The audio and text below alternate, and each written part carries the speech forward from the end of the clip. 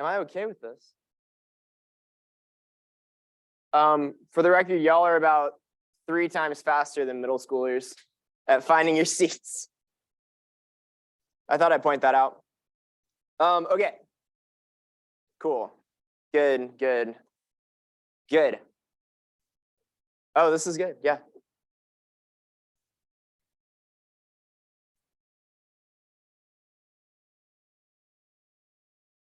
Okay, now we're actually starting, I promise. Okay, so today, on January 22nd, 2023, does anybody else have a hard time writing down the date? My body is convinced it's still 2022. So today, we're picking back up in our Tough Questions series.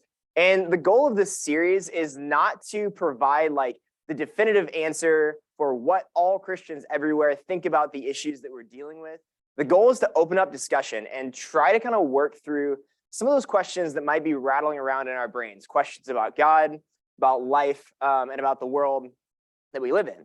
And we're going to try to answer some of those questions from a Christian perspective, but again, not provide the definitive answer for it, but rather just like open the lid on the dialogue that we can have on these topics. So question number 1, the question of today is this.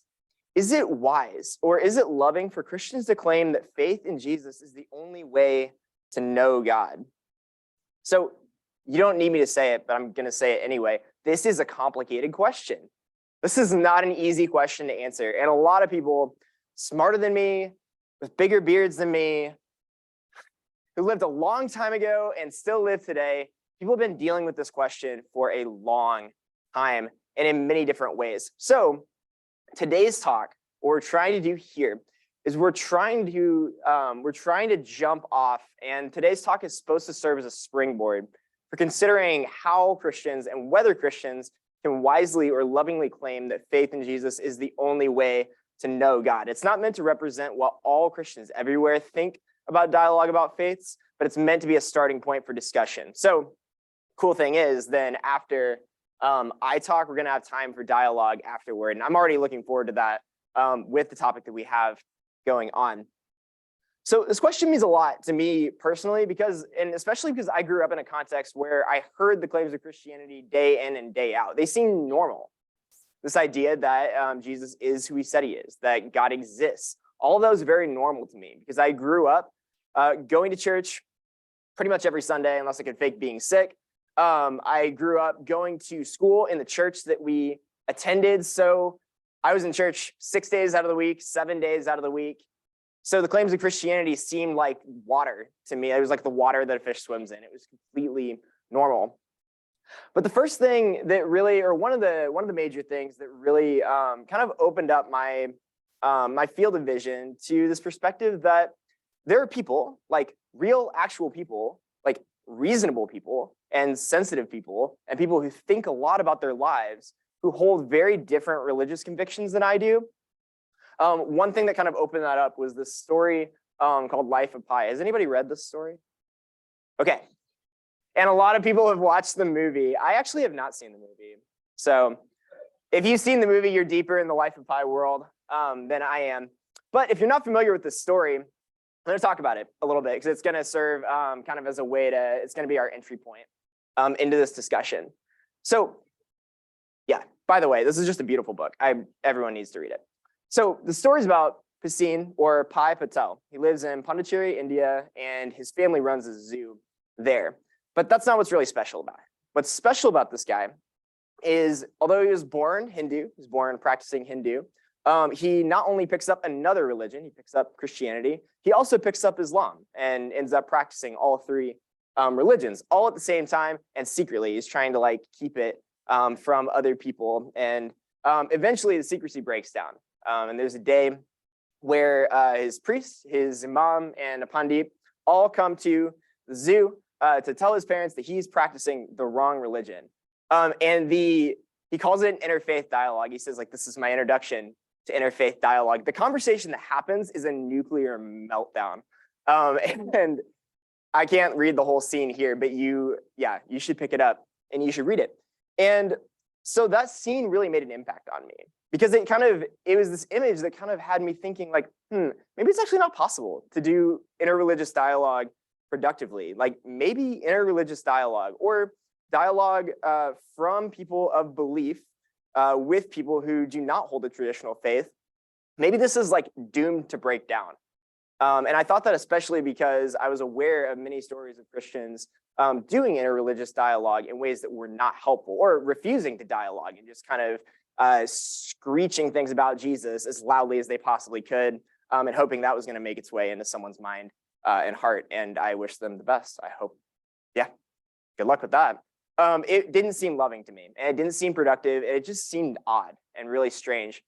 So after kind of reading this story, I was a bit pessimistic about like the potential of interreligious dialogue to really happen and to really take place. And furthermore, this story kind of suggested in my mind that there wasn't really a need to do interreligious dialogue. Like so many different belief systems. Poor Pi, he's really good at picking up on the commonalities between belief systems, and they're able to sort of coexist in his mind. He's sort of able to just kind of like be in between them and kind of be in each one without having a problem with it.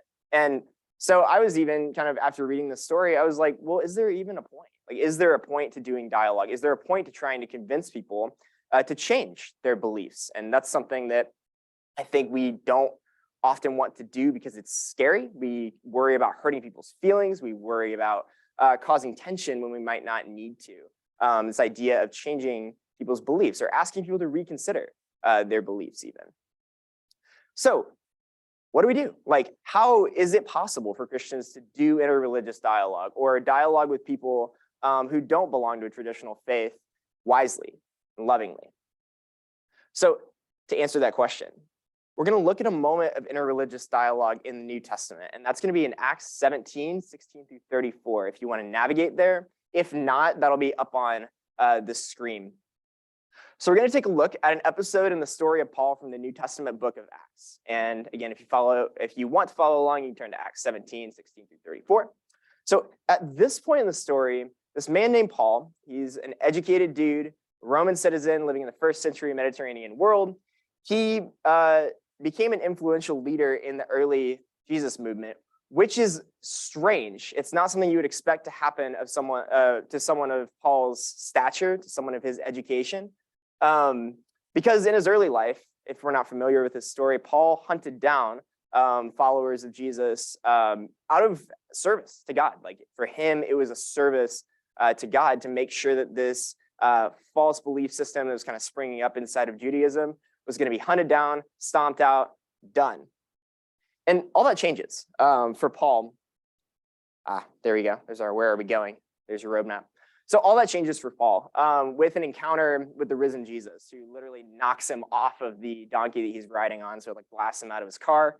And this just changes Paul's entire perspective. So the trajectory of Paul's life changes when he's confronted by the man Jesus of Nazareth, who he thought was dead, but he's now seeing alive, who had claimed to be God himself among humanity, but who Paul thought was a dangerous rabbi who'd hoodwinked the people of Israel into believing not only that he was God, but also that he was Israel's Messiah, this human being who was going to work, who God was going to work through to make all things right. So after this confrontation where Paul sees Jesus alive, he devotes his life to spreading the message of Jesus, that all humans everywhere can be made right with God, brought into restored relationship with our Creator by trusting that Jesus is who he said he is. There's more to it than that, but that's a quick, easy way to conceptualize it. So when he teaches the message of Jesus, Paul makes it clear that Jesus invites us to lay down our broken ways of relating with the world around us, and most importantly with God, and to take up Jesus's way of being in the world, and in the process to find deep and vibrant and lasting life. As a result of Jesus's death on our behalf, which leads to reconciliation with our Creator if we choose to entrust ourselves to Jesus. So we pick up in the story of Paul's life. So Paul's on a journey to spread this message of Jesus across the known world. So we're in the Mediterranean world in the first century AD during the time of the Roman Empire, and he's ended up in Greece, specifically in the city of Athens.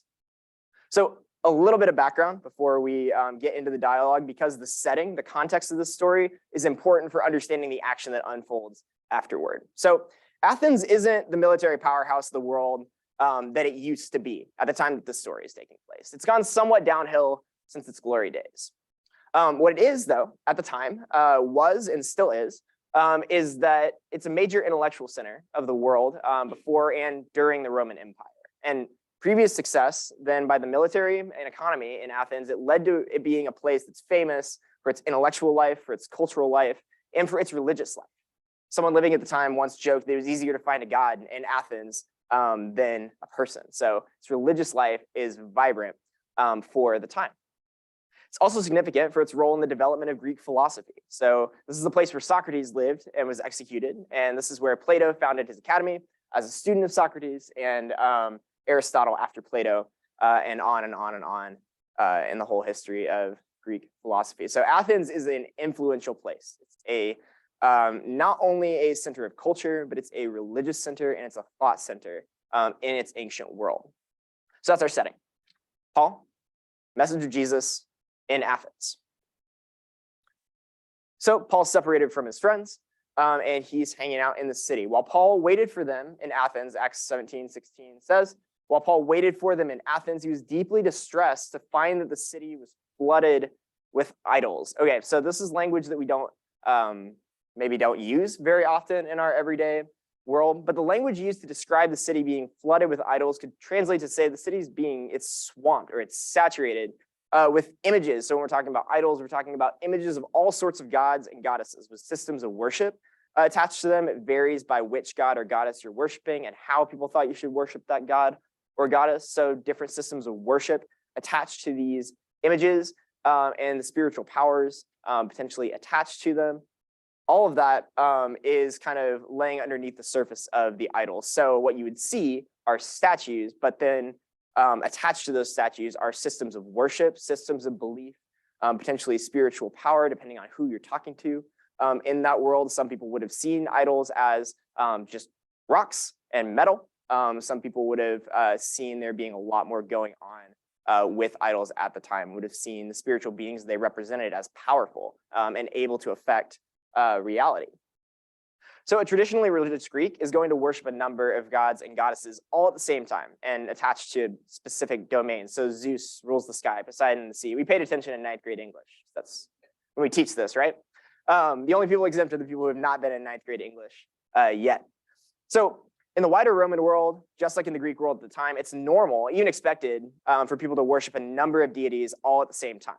They didn't see a problem with that. There wasn't a conflict between those. And in fact, early followers of Jesus, one of the things that was kind of thrown at them as like a slur was that they were atheists because they only preached one God, that people should be loyal to one God and not many different gods in the kind of pluralistic environment that was the first century Mediterranean. So all this is important. It's important to keep in mind that for the Athenians and for the first century Mediterranean world more broadly, religion is important, religion is pluralistic, and it's about more than private spirituality. Religion is a civic duty. It's not just something that you do in your own time. It's not just a private set of beliefs. It's a civic duty to participate in religion. Because if you didn't participate, if you didn't perform sacrifices correctly, you risk angering gods and bringing about a plague or a bad harvest or a fire or some other disaster, which made me want to take us on a quick detour to Disney's Hercules because there's a wonderful scene that kind of just captures Greek religion and like the fear that sort of would animate people. In addition to like reverence for the gods, there's this fear. We have to do the right thing or else we're screwed. So yeah, religion is a civic duty. And this is a fun fact. The thing that Socrates, the philosopher, was charged with was a lot of different things. He was charged with corrupting the youth, which is an interesting thing, but he was charged, even more importantly, he was charged with not paying regard to the gods of the state. So to push back against religious practice in Greece at the time and in the Roman world at the time, it's not just having a conversation about ideas. We're talking about people's entire systems and ways of life and ways of being in the world. Just like today, like when we're thinking about interreligious dialogue, we're not just talking about ideas. People, through religion, through their beliefs, even if your belief is non-belief or your belief is that we don't have to believe in anything, through our beliefs, we organize our ways of being in the world. We organize ourselves in relation to other people through religion. Like there's stakes in interreligious dialogue, which is why I think it's so important to pay attention to the ways in which Christians, so coming from a Christian perspective, interreligious dialogue can be done wisely and lovingly. And that's what I hope we're about to see in Paul's address that's coming up. So Paul is taken to a place called the Areopagus, or Mars Hill. And so the Areopagus is an important center for discussion. It's an important center for debate. It's also an important civic center. So this is it's a real world place in Athens. You can go to it. So this is where Paul ends up. Okay, so moving on in the story. Acts 17 through 21 says, he began to interact. So Paul in Athens begins to interact with Jews and Gentile God worshipers in the synagogue. He's typically, because the Jesus movement is emerging from the Jewish faith, he is talking with not just non-Jewish people, but primarily with Jewish people. But here we see it's both non-Jewish and Jewish people Paul's interacting with. So he began to interact with the Jews and Gentile God worshipers in the synagogue. He also addressed whoever happened to be in the marketplace each day. And then certain Epicurean and Stoic philosophers engaged him in discussion too. Some said, what an amateur, what's he trying to say? Others remarked, he seems to be a proclaimer of foreign gods. And they said this because he was preaching the good news about Jesus and the resurrection. And the way that people might have heard that might be that Paul was talking about two gods, Jesus, and then some people may have mistaken the resurrection, the word for the resurrection, for a name. So they might have thought that he was bringing multiple gods to the city. He's going to clear that up real quick. And so Paul's taken into custody. And he's brought to the council on Mars Hill, that Areopagus that we just saw.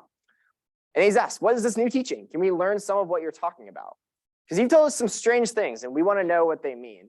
And this author, who's a little bit salty, just wants us to know that they said this because all Athenians, as well as the foreigners who live in Athens, they used to spend their time doing nothing but talking about or listening to the newest thing. It's cool to see the personality of the biblical authors come through a little bit. So this is what happens. Where are we going? Here we are. Sorry, my notes were a little bit silly for a second. Okay, so important detail here before we actually get into what Paul has to say, because this is all set up for what Paul has to say.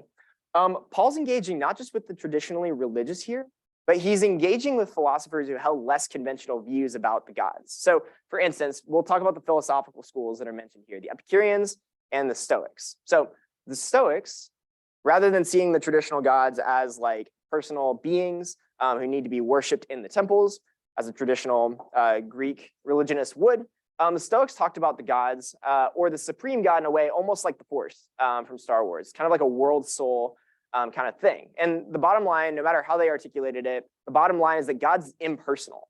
So the best you could do is you can live life, you can be the right kind of person by virtuously bearing whatever the divine throws at you without complaining. God's impersonal. He's just going to throw things at you. Best you can do is just accept it. Don't whine about it. The Epicureans, on the other hand, they figured the gods were around. Like, sure, fine, the gods can be around. They just don't really care how people live their everyday lives. The main pursuit for the Epicurean is to go after whatever pleasures you can in life, especially the serene enjoyment of a life detached from pain, passion, and fear. So, Stoics, God's impersonal. Just got to accept whatever he gives you and bear it virtuously. Epicureans, life's about pleasure, especially the pleasure of just chilling out. Like, that's what it's about. So Paul's engaging not just with the traditional religionists in Greece, but he's also engaging with philosophers who held less traditional views about the gods. And why are we going into this? Like, we haven't even gotten to what Paul has to say to them.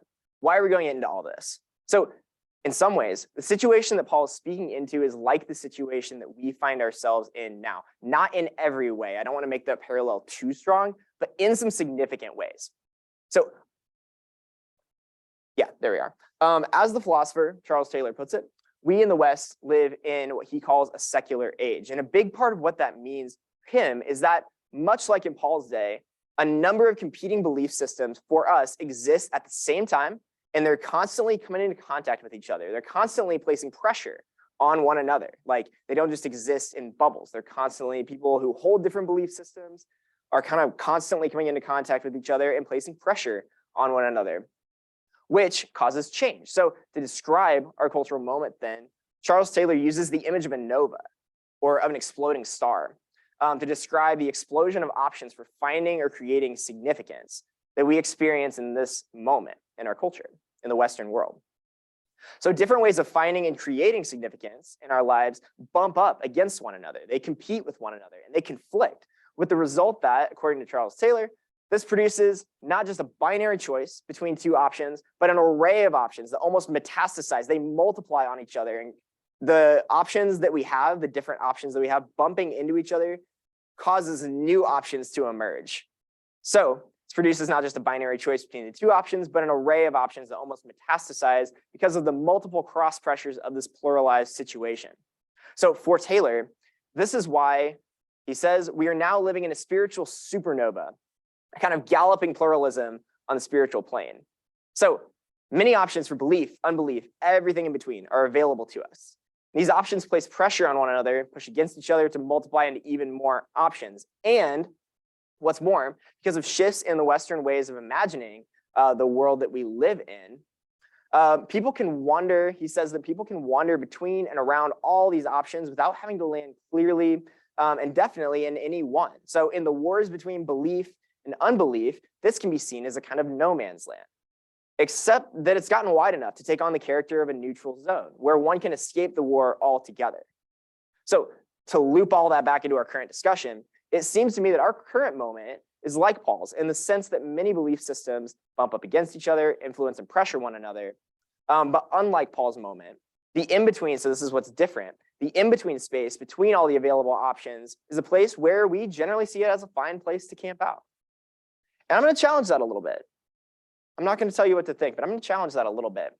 So in what we're about to read, I think that God has a word to the audience who would have originally heard Paul's message, but also for us today, whether we're Jesus followers trying to figure out how do we relate, how do we connect, and how do we have productive conversations across the lines of belief, and how do we communicate clearly and lovingly in this cultural moment. And for those of us who are not familiar with the Christian faith, or for whom it's something that we've stepped away from, hopefully we see an example of what it looks like for those within the world of Christianity to communicate lovingly and clearly and effectively about the message of Christianity and how it relates with belief systems beyond the Christian faith. And maybe, just maybe, wondering if the claims of Christianity are a place where we can actually camp out and that we can actually build our lives on, which for me was a question that mattered a lot after kind of stepping away from the Sunday school faith that I had absorbed when I was growing up and that I saw as deficient. I also had to grapple with this question of, is the Christian faith a place where people can camp out? Because I saw that there were many amazing and beautiful people who somehow found the Christian faith a place where they could live and make sense out of their lives and find meaning. So yeah, it challenged my idea that kind of the in-between space between all sorts of options of belief was a place where I could camp out. Okay, so back to Paul. Now he's going to speak. Acts 17, 22 through 28. Paul stood up in the middle of the council on Mars Hill and said, "People of Athens, I see that you're very religious in every way. As I was walking through town, carefully observing your objects of worship, I even found an altar, had this inscription on it, to an unknown God. So what you worship is unknown. I now proclaim to you. God, who made the world and everything in it, is Lord of heaven and earth. He doesn't live in temples made with human hands, nor is God served by human hands, as though he needed something, since he is the one who gives life, breath, and everything else. From one person, God created every human nation to live on the whole earth, having determined their appointed times and the boundaries of their lands. And God made the nations so that they would seek him, perhaps even reach out to him and find him. And in fact, God isn't far away from any of us. And in God we live, move, and exist. And as some of your poets said, we are his offspring." Okay, so what's he doing here? One notable way that I see Paul engaging in dialogue with the Athenians is that he becomes a student of the people that he's talking to. He carefully observes the people that he's talking to and isn't just screeching the claims of Christianity at them. He's speaking into their context because he's seen what their life is like, what the shape of their worship is like, and that observation informs his analysis and his ability to speak into their situation. So he observes first before he speaks. Christians should do that, in my opinion. Like, we should be doing that. So yeah, from his observation then, the point of that is that he's able to highlight points of commonality between their ways of believing and his own. So what Paul notices is that the Greeks' religious impulse isn't pointing them toward nothing. So the way Paul Knitter puts it, he claims that Paul was prepared to grant that they were seeking and feeling after God in their religious life, thanks to God's providence. So apparently, Paul saw God's grace everywhere. So their religious life wasn't just this empty, completely worthless thing. Paul saw them, the Greeks, as being able to perceive something about God, something that was true, because God has wanted to make himself known to them. As he says, he's not far from any of us. So Paul assumes that people everywhere know something about God. We see this idea fleshed out a little bit more in Romans 1. Paul kind of takes this idea and he kind of builds on it. We see it kind of in a snippet here, this idea that people everywhere know something about God because God has revealed himself through the world that he's made. I'd argue the good world that he's made. So yeah, Paul uses the words, and I think another thing that Paul does here is he's using the words of the Greek poets. If anyone's interested, the first is Epimenides. When he says, "In God we live, move, and exist," Paul uses the words of Epimenides, and the second is Aratus of Cilicia. Or he could be echoing a different poem, which refers to Zeus. That's the point. That's what we're getting to, is that Paul takes the words of a poet referring to Zeus, saying, "We are his offspring." And Paul's like, actually, that's talking about God. Like, actually, that's true in the sense of talking about the God who made the world, not Zeus, who's he's a real peach. If you want to go and read some, if you want to go read some Greek and Roman mythology, Zeus, Jupiter, real stand-up guy. Yeah. So the key takeaway, is that for Paul, he sees that, so Paul's trying to change the Athenians' minds such that they embrace faith in the God of Israel and in Jesus of Nazareth. And the wisdom in his approach, now we're coming back to that idea of wisdom. The wisdom in his approach is that he can affirm the truth about God, no matter the source, and even if it's expressed inadequately. This poet was talking about Zeus, but Paul's like, actually, what you're saying is true about God, even if it's not true about Zeus. So he can make the claim that the God of Israel is the one worth worshiping by commending what is commendable in the thought and the belief of the Greeks. So for Christians wanting to do interreligious dialogue effectively, we might consider a similar approach, commending what's commendable, looking for points of commonality and affirming what's worth affirming. So at the same time, though, this is important, at the same time, Paul clearly acknowledges where his beliefs differ from those he's in dialogue with. And what's more, he offers challenges and critiques regarding Greek beliefs and practices that he finds out of touch with the reality of who God actually is. So this was something that was really interesting to me, to kind of notice that this is what Paul is doing, because in moments where I've tried to engage in interreligious dialogue, especially with, like, I have Muslim friends who I've talked with recently, and also in past years when I did an internship in Louisville and got to spend a lot of time getting to know the Muslim community there, specifically the Turkish Muslim community. And I found that some of the more shallow conversations that I had were the conversations where I was willing to affirm what I could affirm in the ways in which they thought about the world and what they believed. But they demonstrated for me that conversation actually gets a lot deeper and a lot richer when we can acknowledge clearly and lovingly at the same time the differences between belief systems. Because if you talk to a faithful Muslim and ask them, is the God of the Bible the same as Allah? They will say, no, not at all. Like, they were honest in this way that I kind of struggled to be honest. And I think I found in those conversations where we were able to clearly acknowledge difference, but to do so lovingly. That was where a lot of the depth, and that's where a lot of the magic happened in those conversations. So yeah, maybe people's minds didn't change, but that's how we got to a place where we were actually able to talk about the things that mattered to us, is by being able to acknowledge a difference and even challenge and critique one another where it was necessary. So Paul's doing just that. He's not hostile in his approach, but he also doesn't shy away from highlighting points in which his belief contrasts with that of the Greeks. So I'll point out that for those of us in the US today, this idea of challenging someone's beliefs might be uncomfortable. We think of beliefs as simply private things that are not anybody else's business but our own. So this idea is uncomfortable for us. We might associate the idea of highlighting difference in belief or critiquing what we see as a misguided belief with unhealthy conflict.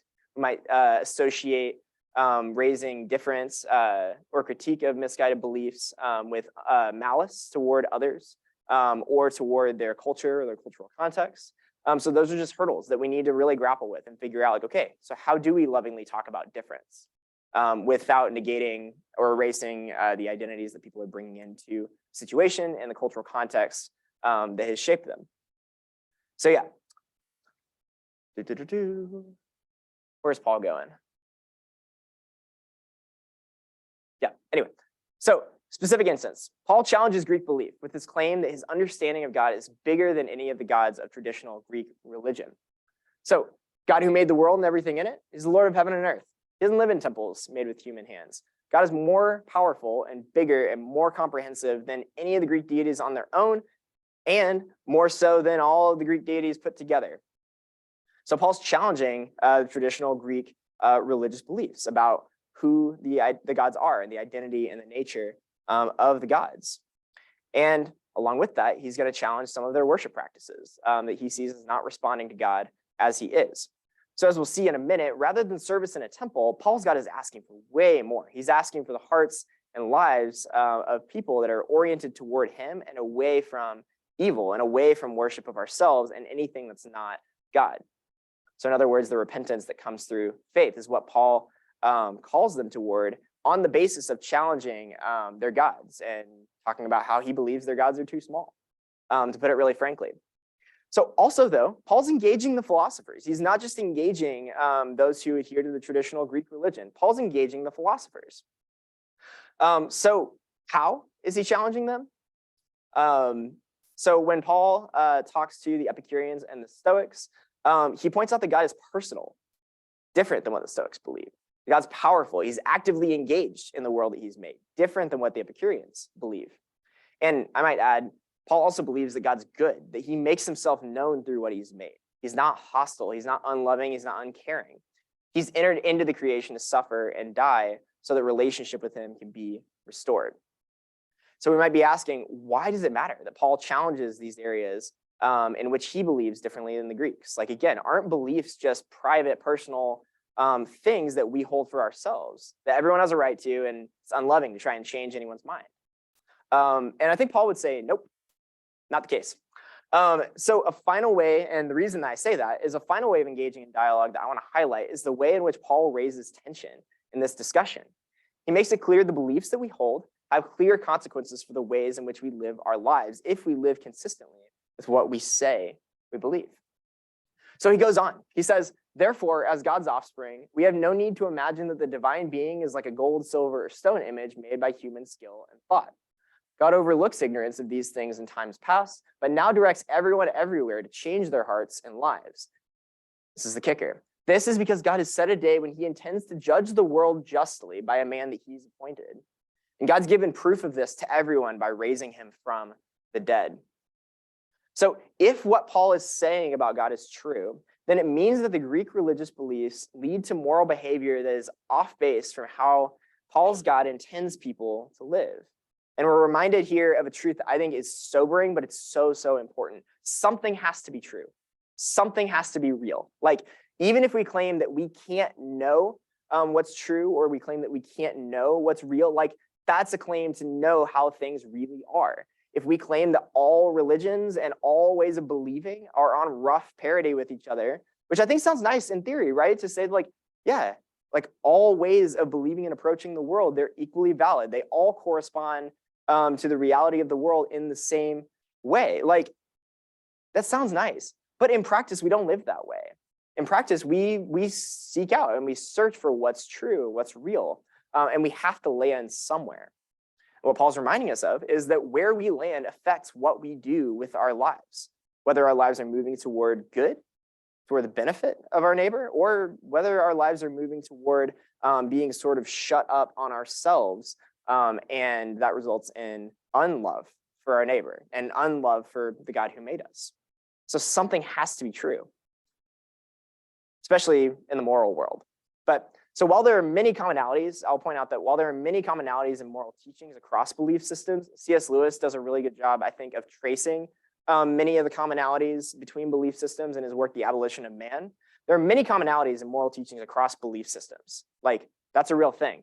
While many of us disagree on the particulars, each of us has a sense that some actions and some postures toward others really are right, and that some actions and some postures toward others really are wrong. Like, we disagree on the particulars, but I think all of us have that sense that something, like some ways of being in the world, of behaving toward others, and of orienting our heart toward others, some of them really are right, and some of them really are wrong. We feel that. And I think that's true. I think you can argue for it, but I think that we have a sense that that's true. So this part of Paul's dialogue with the Athenians helps clarify why interreligious dialogue or dialogue across belief systems is so necessary. It's because the stakes are high, morally speaking. The stakes are high, morally speaking, when it comes to matters of belief and our acting on our beliefs. So if our understanding of the world around us is off base, then our actions most definitely will be, because we act out what goes on inside of us at some point in some way. It happens. So from a Christian perspective, then, the possibility that misguided belief leads to misguided action, it's due in part to the reality that we are worshiping creatures. So from a Christian perspective, that's the idea, is that we are worshiping creatures, which means that we're going to orient our hearts, we're going to orient our inner lives around something. And where our hearts go, our actions inevitably follow, because we are made to worship. So this is why Israel's prophets, for instance, they see such a close link between people worshiping things that are not God and injustice and oppression of the poor and of the vulnerable in Israel's society. Because we worship, and if our hearts are oriented around the wrong thing, then our actions are also going to be oriented around the wrong things as well. And it's why at the beginning of our reading today, Paul is deeply distressed. There's part of the reason, I think, that Paul is deeply distressed when he sees all sorts of worship objects that aren't God around the city. So we come to a Christian claim that's contestable. Like, we can argue with this. We're free to disagree about this idea that we are worshiping creatures. But if it's true, it means that worship of anything not God is a serious danger to ourselves and to others. If it's true that we are worshiping creatures, if we worship what is not God, we are a serious danger to ourselves, and we are a serious danger to other people. We need to grapple with that. It could not be true. You can argue with that. But if it's true, yeah, then the stakes are really high. Yeah. So, yeah, don't tune that out. Because at the very least, the possibility exists that we might be worshiping things that aren't worthy of our worship. Like, those of us in this room might be worshiping things that aren't worthy of our worship, with the potential for catastrophic consequences in our moral lives and consequences for the people around us. As John Stott puts it, all idolatry, whether the images are metal or mental, material objects of worship, or unworthy concepts in the mind, is the attempt either to localize God, to confine him within the limits that we impose, whereas God actually is the creator of the universe, or idolatry is the attempt to domesticate God, making him dependent on us, taming and sort of taping him up, whereas he's actually the sustainer of human life, as Paul points out. Or idolatry is alienating to God, blaming him for his distance and silence, where, as Paul points out, he's the ruler of everything, and he's not far from any of us. And idolatry also can dethrone God, demoting him to some image of our own contrivance or craft, whereas he is our Father from whom we derive our being. In brief, to kind of sum all that up, John Stott says that all idolatry tries to minimize the gulf between the creator and his creatures in order to bring him under our control. Again, you can disagree with that, but that's a serious thing. This idea that when we worship things that are not God, part of what we can do in that is we can try to bring God under our control, which means that we get to do what we want. And what we want is not always good. More than that, Stott says, it actually reverses the respective positions of God and us, so that instead of humbly acknowledging that God has created and rules us, we presume to imagine that we can create and rule God. So even if it's uncomfortable, all of us in this room, we need dialogue across belief systems. We need interreligious dialogue. So it is wise and loving, then, I would argue, to speak honestly with one another about what we believe in order to better discern what's true, even if that means highlighting difference. In my mind, there's too much at stake for us not to make up our minds about what we will choose to worship. If Christianity is true, then it's the case that what we believe and practice leads us either toward God or farther away from him. If you want to explore that in narrative form, you should check out C.S. Lewis's The Great Divorce, where the line that he says is that the idea is not that God sends people to hell. The idea is that the doors of hell are locked from the inside. That God says to every creature, either a creature says to God, "Thy will be done," or God says to that creature, "You know what? Thy will be done. Like, do your own thing." Like, that's the idea. Sobering, but that's the idea. So yeah, to answer the question that we started the time with, though, to kind of loop back to that question of is it wise or loving? Is it wise or loving for Christians to claim that faith in Jesus is the only way to know God? I'm sure that we could all name examples of Christians who have made this claim and have failed to love their neighbor, and who have made this claim and participated in systems that oppress non-Christians because of their differences in belief. I think that the possibility remains that we can make this claim that Jesus is the only way to really know God in a spirit of humility and hospitality, in which we invite people from belief systems that are not our own to consider whether this is true. And provided that the claim that Jesus is the only way to God is made in love, it's, at the very least, it's no less loving than claims of any religionist that their religion is the best picture of reality. Again, talk to my faithful Muslim friends. Ask them if their religion is the one that is correct. They will say yes. Like, that's what anybody who believes in any religion will say. Like, so at least if Christians are making this claim, provided the claim is being made lovingly, it's no less loving than the claim that anybody else who belongs to any religion would say about themselves and their own belief systems. So then, is it loving? Thought about that a little bit. Is it wise then for Christians to claim that Jesus is the only way to God? This is the home stretch, and then we'll have a chance to dialogue. Is it wise for Christians to claim that Jesus is the only way to God? And I would say yes, for a few reasons. I would say first reason is that there's good reason to believe that the Jesus story is true, as wild as it is. If you really dig into it, the idea that Jesus is who he said he is crazy. I think some of the alternatives are even crazier. But the idea that Jesus is who he said he is crazy, yet there is good reason looking at, and we'll talk about this in future teachings, like looking at the historical record, there are good reasons to believe that Jesus is who he said he is. Also, here we go. Yes, okay.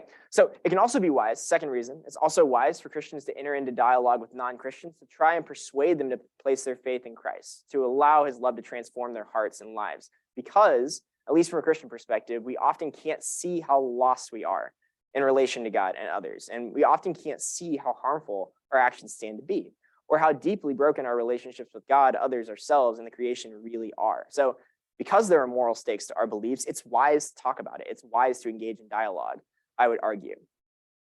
And this is the last part. This is what I think is worth saying. I think the claims of Christianity, they might be best communicated as an invitation, at least in this cultural moment.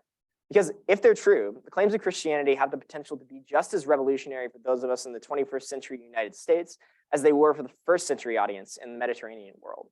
So we still face some of the same problems as Paul's audience faced. We have to figure out what or who is worth giving our lives over to. We have to figure out what ways of living are truly good. At least what ways of living will allow us to sleep at night. We have to figure out what to do with the fact that we all fail to live up to our own ideals of what's good and what's right. And the age-old question, we have to deal with the question of where do we find meaning and where do we find purpose? Like actual meaning, actual purpose, how do we find it? We have to deal with that question.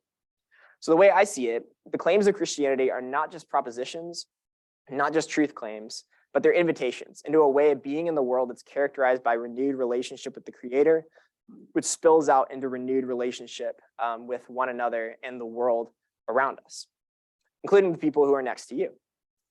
So the claims of Christianity are an invitation to lay down our striving to be good enough. And I love the way that Jesus puts it. We're going to have three sort of ways in which Jesus invites us, and then we'll discuss. So here's how Jesus puts it. He says, are you tired? Are you worn out? Are you burned out on religion? Come to me. Get away with me and you'll recover your life. I'll show you how to take a real rest. Walk with me and work with me. Watch how I do it. Learn the unforced rhythms of grace. I won't lay anything heavy or ill-fitting on you. Keep company with me and you'll learn to live freely and lightly. That's the invitation. So the claims of Christianity, I would argue, are an invitation to abundant, vibrant life through relationship with God. As Jesus puts it elsewhere, says, whoever believes in me, as the scripture has said, rivers of living water will flow from within them. So a way that we might rephrase this, our lives become a continual source of refreshment to ourselves and to others. Tell me that doesn't sound good. If this is true, like that's an invitation. I just think about how much my life is not a source of refreshment to others, and how much I want it to be. Okay, and finally, if the claims of Christianity are true, then Jesus does offer a way to know what God is like. So Hebrews 1:1-3a says, in the past, God spoke to our ancestors through the prophets at many times and in various ways. But in these last days, he has spoken to us by his Son, whom he appointed heir of all things, and through whom he also made the universe. And the Son is the radiance of God's glory and the exact representation of his being, sustaining all things by his powerful word. So in other words, God looks like Jesus. We can know what God is like through observing the life and the person of Jesus of Nazareth, if the claims of Christianity are true. So that's the invitation. And that's, I think, the reason that these claims are worth considering is the claims of Christianity are an invitation to abundant and full life. They're an invitation to know who God is, and they're an invitation to restored relationship, not only with God in sort of an abstract sense, although that's true, like relationship with God, which then spills out into restored relationship with others. So if Christian belief is something that's unfamiliar to you, I would invite you to investigate. See what you think about this invitation, and investigate the life, death, and resurrection of Jesus of Nazareth as a starting point. And that's what I got. Questions? Comments? Let's talk. Made me think of Tim Keller, he's a pastor. He was on a panel, so three of Mhm. and they had a Q&A section where a student stood up who was an atheist. She said she was frustrated with the panel because, like, how could they tell each other that they're wrong? Like, she was that they were claiming the other was wrong. Yeah. And I think he said the rabbi was like, well, we're all on the same page. Like, and so there was a shared understanding. Like, we can disagree and still love one another respectfully. Yeah. There is a way to coexist and, yeah, treat each other with respect while at the same time saying, no, I think you're wrong. Here's why. And walk through. It was ironic, he pointed out, it was ironic that the person who held no the belief that there was none was upset that the people who all believed in something were disagreeing. There was a weird kind of irony. So maybe. Yeah. Well, Charles Taylor has something to say about that too, about how, I mean, like how the presence of so many belief systems kind of not only places, it's not only a situation in which belief systems place pressure on one another, but beliefs become fragile in ways that maybe they wouldn't be if that weren't the case. So that's interesting that, yeah, there's kind of this idea, or at least like for that person, like there's this fragility there that you can't disagree, or else that's going to wreck the game. So yeah, interesting. Yeah.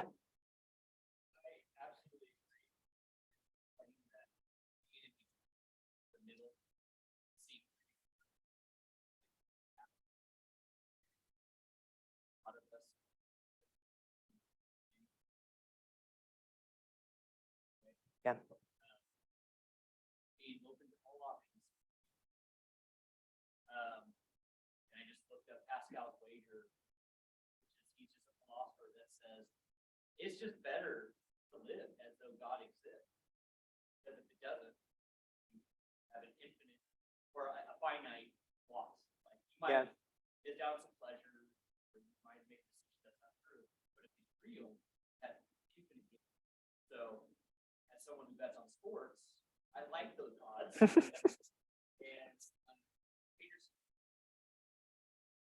positive to go to get out of the middle. Yeah. Yeah, because I mean, I think so. I like as a younger person, like I see the appeal, like the appeal of just kind of like staying in that in between space. Like I see it because you get to keep your options open, and like also nobody can demand anything of you, right? Like you just get to be there and like be in the in between. Like I get that.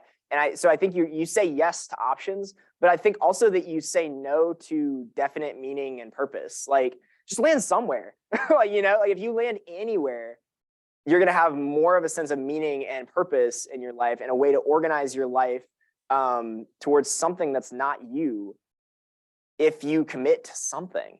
Like, I mean, that's why like you'll have folks talk about, I think it's part of the reason you have folks talk about people making their bed is just like to organize something, to move into doing something really matters. And that in between space, it can be really good, I think, and it can lead to a lot of growth, but it's not a place I think where we can live forever and ever. I think it leads to at least for me, it led to massive anxiety and like just smoking a lot of weed and being really depressed. Like that was, and the weed not helping. Like that was where we were at.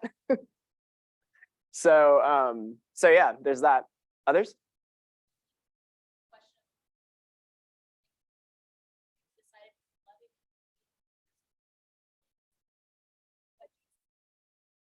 Yeah.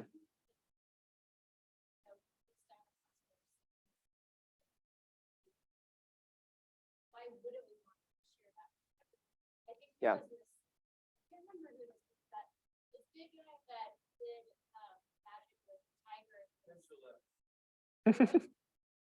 I wouldn't have gotten that, so. And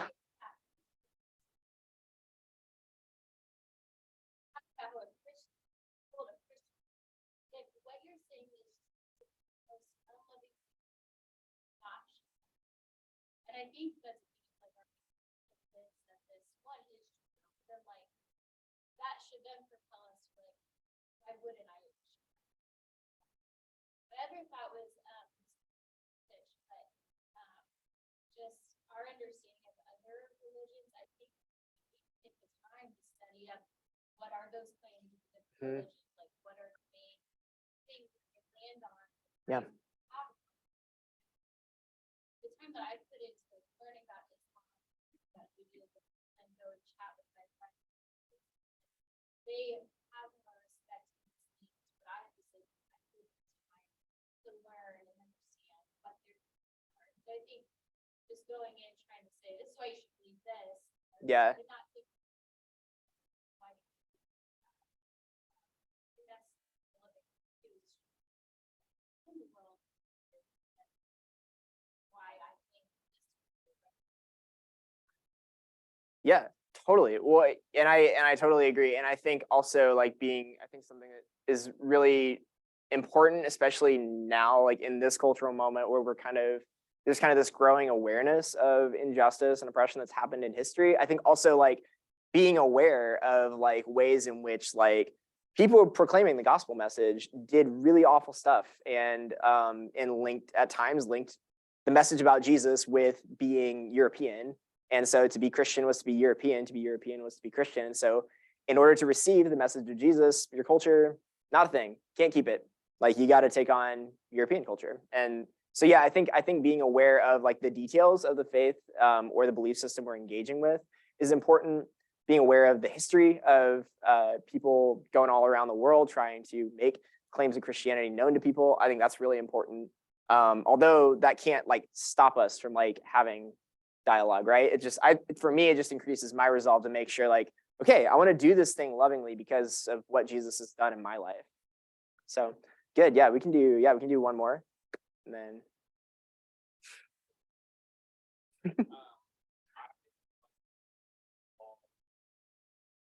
Craft their culture and almost use their culture, not against itself, but Mhm. aware of something.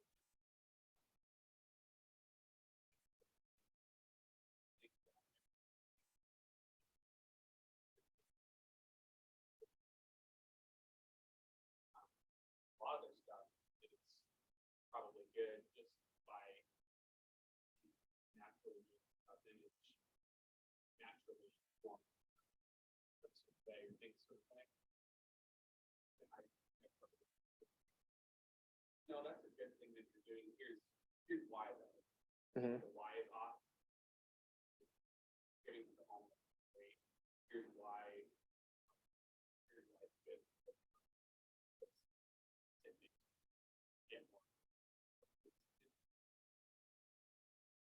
Yeah.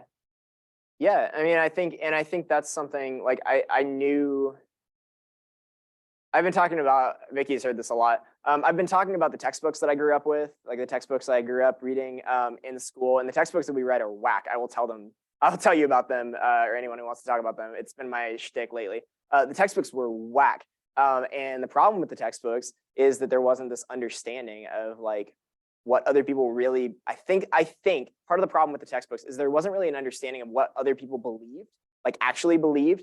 And so there was just this dismissal of anything that is not explicitly Christian, like, boom, it's bad. We don't like it. Like, there cannot be any truth outside the Christian message. And that's patently false, I think, in my opinion.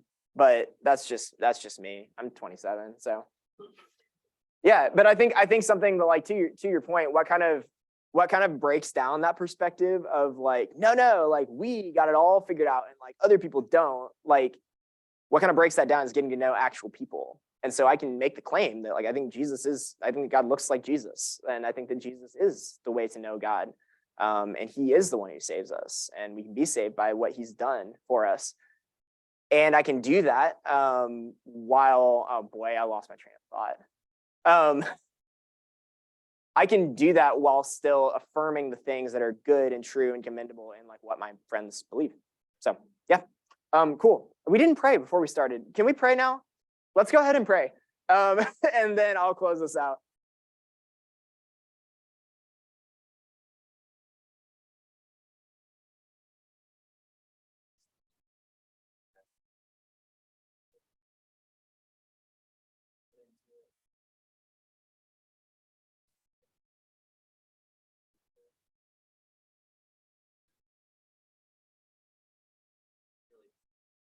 Dig into that, understand why we think that we should get this much for God, why we think Jesus is the way to do it. And really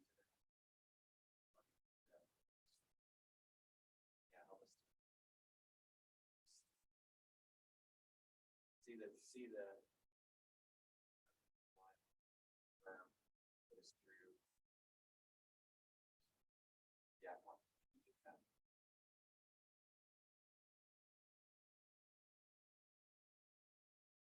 I love your creation, just free will, that we have the choice to, again, like just,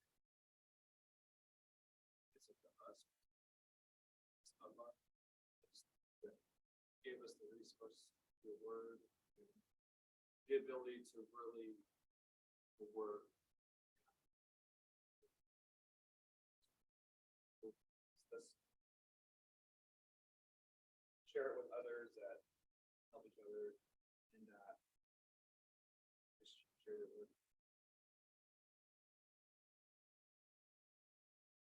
Yeah, God, thank you that you are good and that you are not far from us, that you want us to know you. You've revealed who you are through what you've made, and you revealed yourself most fully in the person of Jesus. And if we're, regardless of where we're at, if we're in this room as followers of Jesus, if we're in this room as people who are investigating the claims of Christianity, I just ask that you would make yourself known to us and to help us to approach our neighbors lovingly, and help us to speak honestly about what it is that we believe in order to pursue truth and you together. In Jesus' name we pray, amen. All right, thanks y'all.